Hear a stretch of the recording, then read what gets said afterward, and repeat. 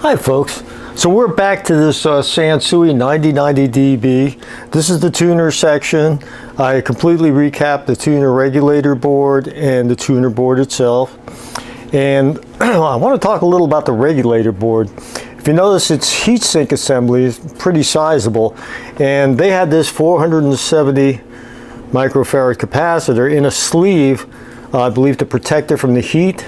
Now it was replaced with a capacitor that is much smaller in diameter, and I bent it a little away from the heatsink, so I think that's going to last longer.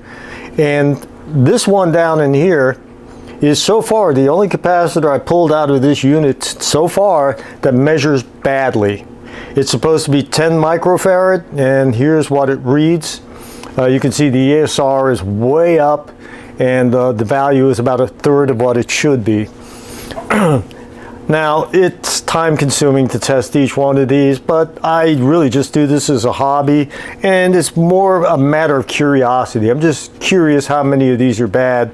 And most of the time, even though this unit is pretty old by now, I rarely find bad capacitors. Now, I do not check them for leakage. My tester won't check for leakage, and I'm not going to test each one. But as far as value and ESR goes, most of them still test good after all these years.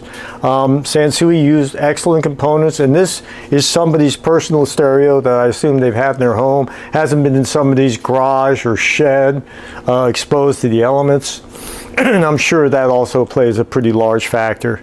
Anyhow, I just wanted to bring that up. So we're going to relamp this now. And as I mentioned, I got lamps from Dave, who goes by Dojo, and I listed his email address on there on the last video. And we're going to start taking these lamps and replacing. And we're going to replace the lamps in the meter housing. We're going to replace the indicator lamps that show which function you've selected. And we're going to replace the backlighting for the tuner. Okay, so to get at all these lamps, we're going to have to remove a screw here, down in here, a screw down in here, and another one down in here. And that should allow us to get all these housings loose and gain access to the bulbs. So I'm going to start here. This is a JIS screwdriver. A little long, but better too long than too short. Okay, so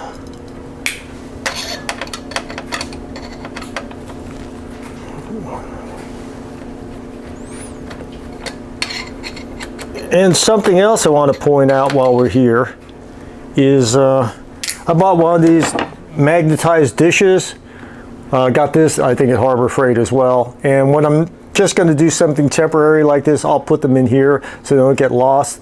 If I'm doing something that requires something to be disassembled for a longer period of time, they go in the marked bags. But for something like this works out really well.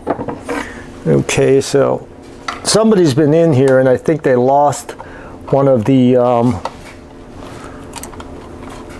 washers. I'm not sure if this is rubber or whatever.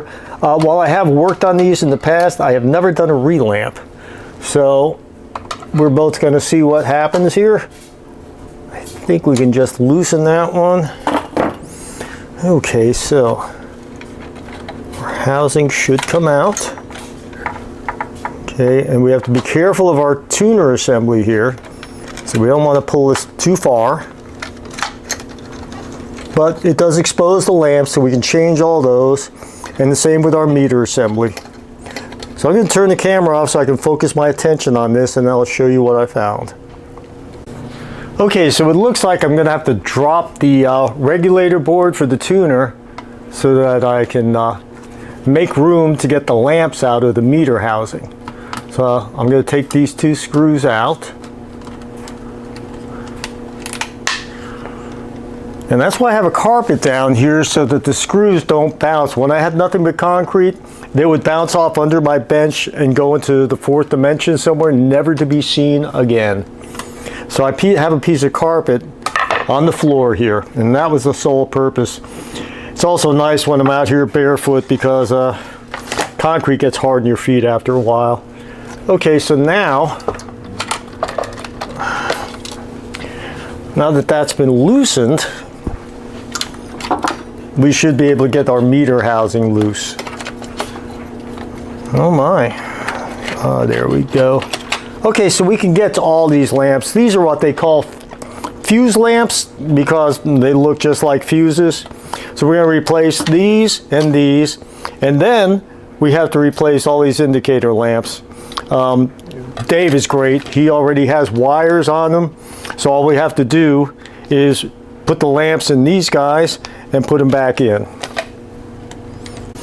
Okay, so I thought that this cut washer was supposed to be on both ends of this, but it turns out that the housing was cracked. So whoever was in here last put this on here so that the screw would grab the housing.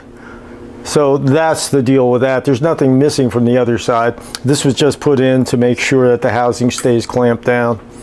Now, these fuse lamps are easy enough to get out. I just usually pry up on one side and then grab them with a hemostat and pull them out. No harder to change than a fuse. But you can see the heat's taking a toll here, and I really wish the owner would have opted for LEDs, but it's lasted this long, so I think it's going to be okay.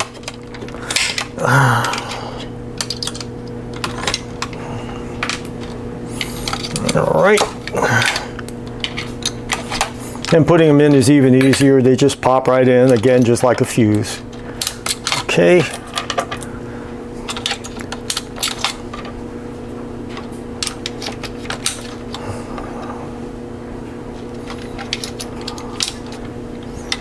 Okay, so we have all of our lamps replaced. All the fuse lamps have been replaced now. Okay, so I'm going to turn the camera off and then we're going to get situated because the indicator lamps are going to be the most tedious of the bunch. Okay, you may notice the lighting has changed. I had to open the garage door because I was generating a lot of soldering smoke, and that's not good for you. I confess I do like the smell, but still I wanted to get a little ventilation in here. Now, I mentioned I'd never relamped one of these, and while Sansui is highly regarded audio equipment, I just learned something about this that lowered my regard a little bit, and that is, in order to change out all these little indicator lamps down in here, we have to unsolder all the fuse lamps. And that brings me to something else I'd like to discuss, and that is my soldering tools. I have a Hakko, I believe it's the FX-888D, and the Hakko FR301 desoldering gun. Now, I have no affiliation with this company, but they're great tools, great bang for the buck. This guy is a little pricey, but it's worth every penny. These guys you can get around the $100 mark, and I don't think there's anything even close that'll touch the performance. I've been using this tip for a good 10 years now. The tips on these don't tend to last as long, and I theorize it's because when you desolder something, you're not leaving any solder on the tip. When I solder with this, I don't wipe it off when I put it away, so it always has some solder on here, and I think that keeps the tip from oxidizing. It's just a theory, but I believe that's what's happening. But anyway, these soldering tools have worked very well for me, and I highly recommend them. Again, no affiliation. But this guy made taking these fuse lamps loose a joy. Now, whenever you're trying to do something like this, and it's an older piece of equipment, it's always a good idea to add some fresh solder before you try to desolder. That mixes with the old stuff, and it seems to make it melt a lot better. So I had to desolder here, here, here, here, here, and here. And now we should be able to get this board off. And look at the other side of it, because we have to solder 2 wires for each one of these lamps. And then I have to look at the tuning lamp, which is going to be a real joy from what I can see. Okay, so like I said, we like to add some fresh solder when we're trying to unsolder old stuff. I had already added some to this, but I just wanted you to see what I was doing.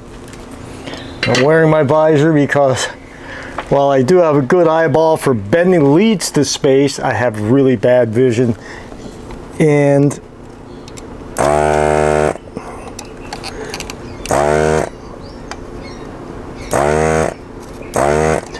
it's time to clean the iron. Okay, you can hear what it sounds like when it gets a little plugged up. It's Sounds better. And works better. Okay. We may still have to add some solder to these. Now these are incandescent lamps. There is no polarity involved. Okay. So.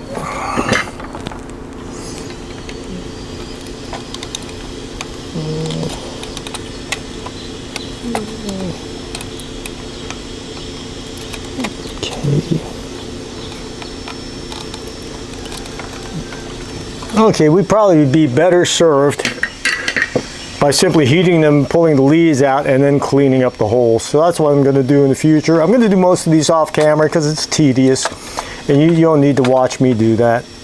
So here we have our lamp, and we have replacements here.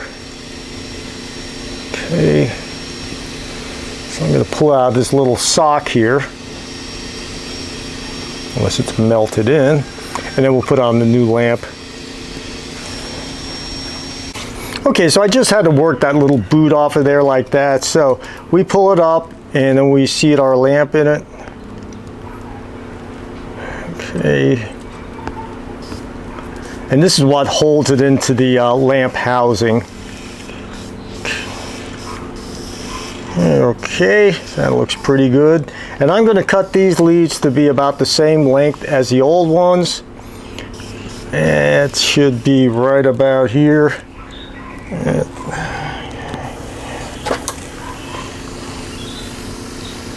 Maybe a little longer. Dave gives you plenty of wire to work with. Really good vendor. I can't say enough good things about Dwojo as he goes by. Okay, so.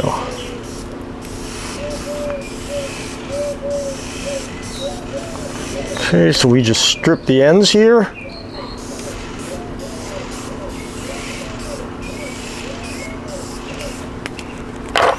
All right.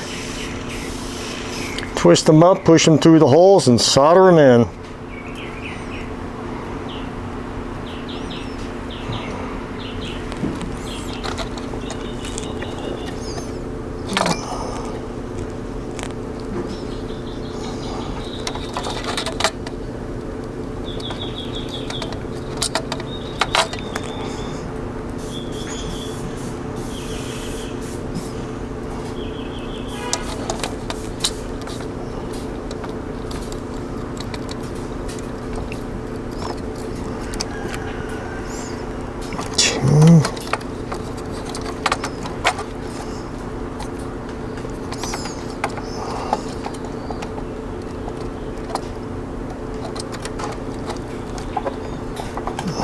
Okay, I need to clean these holes a little more. Like I said, I think the best approach is to simply heat them, pull the old ones out. Then I don't think we're going to have this kind of problem putting the new ones in. Okay.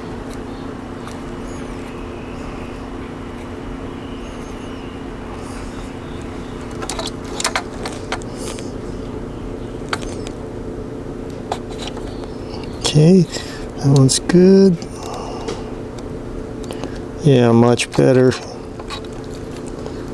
All right.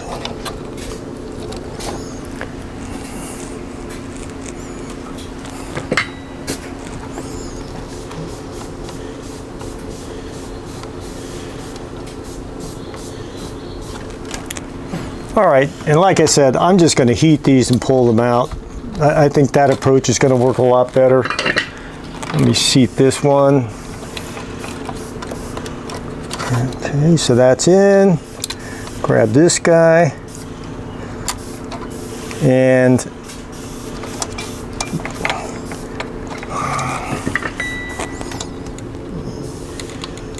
yep, that works a lot better.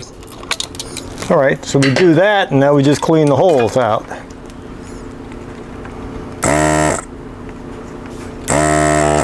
Much better.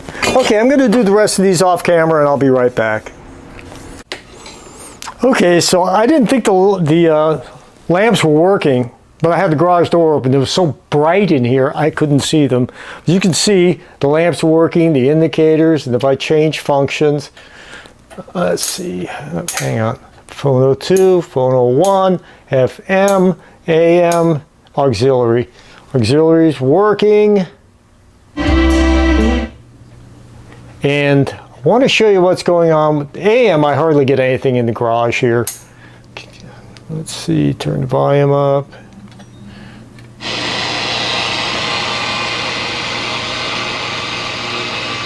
And since I closed the door, I hardly get anything. My LED lamp doesn't help.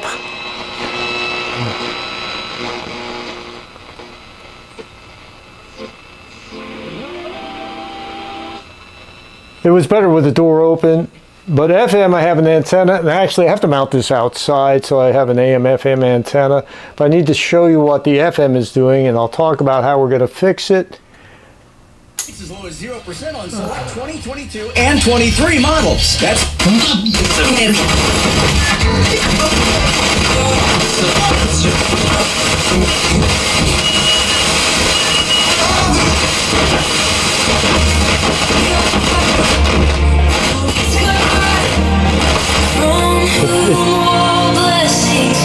It's actually getting better since I've been using it, but sometimes you'll get noise when moving the tuner at all, and it's due to the bushings in the tuning capacitor, and they need to be cleaned. It's a procedure you have to be very careful with. You do not want to get anything on the tuning fins. It will detune them. I always use a zero residue cleaner, and I'm very careful to apply it only where needed. But anyhow, it looks like the lamps are working here. I'm going to pause this to set up a phono test, and I'll talk you through how I go about doing that.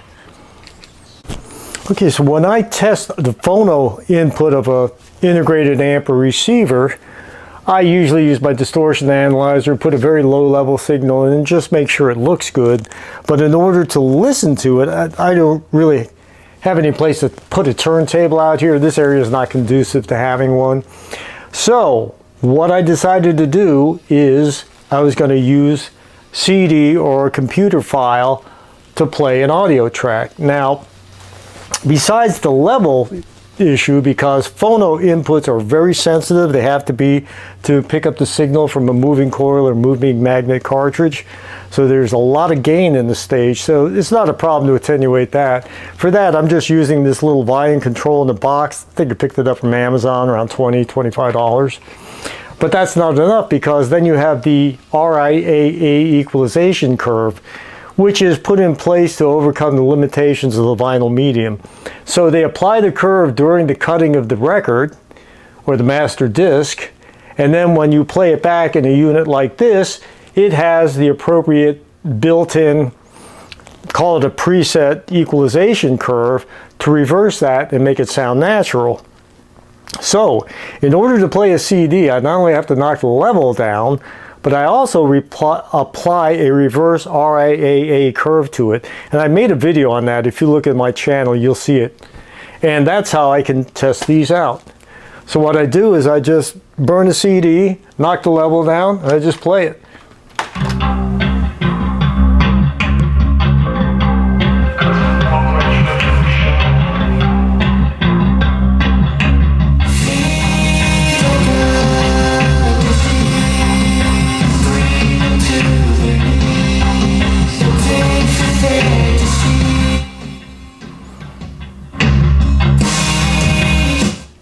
And it works fine.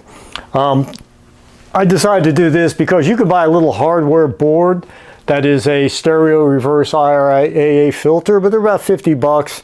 And while I don't mind spending money on test equipment, I knew there had to be another way to go about it. And I was able to do this at virtually no cost. Audacity is shareware. I make contributions whenever I use shareware, but it was certainly less than $50. And it just worked out better for me. So anyway, that's all there is to lamping this. I'm not sure if I'm going to end the video now. I have to dump these clips into the computer and see how much time I've taken. But anyway, that's the relamping procedure, and we went through and recapped the tuner board, and everything is working, so that's a win. So I'm going to stop this right here, and if I'm going to complete the video, I'll come back and make a quick coda. Okay, so I'm going to sign off here, but we're pretty much done with this section of the unit, so we're going to be removing this again, and then we're going to start pulling pieces of the front panel out. We have to relamp the meters. I noticed watching the video that this lamp here is burned out, so there's 4 lamps here, 2 to each one on each side. They're going to be replaced. I don't believe there's any other lamps, but we have to get into here. We've got to clean all the pots. These switches are dirty. They need to be cleaned. And we're going to be pulling possibly the whole front up, or at least we're going to be pulling these sections out with the circuit board. Then we're going to get into the Dolby board last, and that's going to be very interesting. Anyhow, I'm going to sign off now. I thank everyone for watching. I hope everyone has subscribed. Please do. And as always, I like giving back to the community that has given me so much. Thanks a lot, folks.